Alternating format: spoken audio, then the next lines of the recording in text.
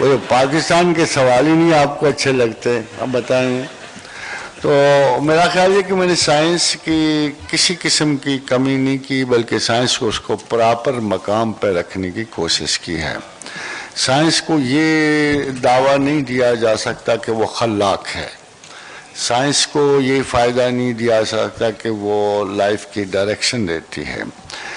Science کو یہ اختیار نہیں دیا جا سکتا کہ وہ انسانوں کے مستقبل کے مقدرات کو طے کرے، کیونکہ سائنس کا مستقبل سے کوئی واسطہ نہیں ہے۔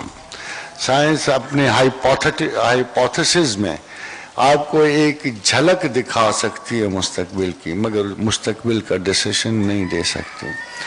ایک لانگ ٹرم پلاننگ میں بہت سارے دماغ کے اور بھی بہت سارے اجزاء کام کرتے ہیں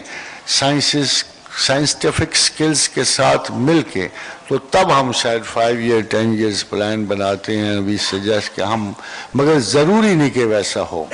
اسی سائنس کے پاس اس قسم کی کوئی صداقت نہیں کہ وہ انسان کے مستقبل کا تعین کر سکے۔ میں جو یہ کہہ رہا ہوں کہ جب اس قسم کی کوئی کسی اہلیت کے پاس نہ ہو تو ایاز بقدر خود بے شناس، سائنس کو چاہیے کہ اپنی قدر خود پہچانے، ایسے طویل دعوے نہ کرے کہ جو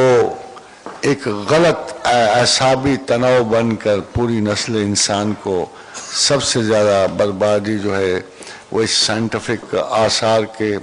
آگے بڑھنے سے ہو رہی ہے، جہاں وہ اپنے مستقبل، اپنی تمام تر زندگی، اپنی بقا کا فیصلے کا انحصار سائنسز پہ چھوڑ رہے ہیں۔ میرا خیال یہ ہے کہ sciences should stay as the maximum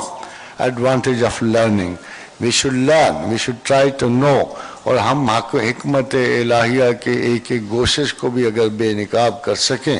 تو اللہ ضرور ہماری مدد کرے گا، کیونکہ اس کو علم سے، تحقیق سے محبت ہے، اور وہ لوگ جو علم و تحقیق کی راہوں کا سفر کرتے ہیں اللہ تعالیٰ ان کے رتبے، مراتب، ان کی عزتیں بلند کرتا ہے۔ اور خداوند کریم میں قرآن کہ الذین یذکرون اللہ قیاما وقعودا وعلی جنوبہم وَيَتَفَكَّرُونَ فِي خَلْقِ السَّمَاوَاتِ وَالْأَرْضِ، جو زمین و آسمان کی تخلیقات پہ غور کرتے ہیں، چاہے انکار کریں چاہے اللہ کا اقرار کریں، وہ یقیناً ان لوگوں سے بہتر ہیں جو اندھا دھند خدا کی آیات پہ گرتے ہیں۔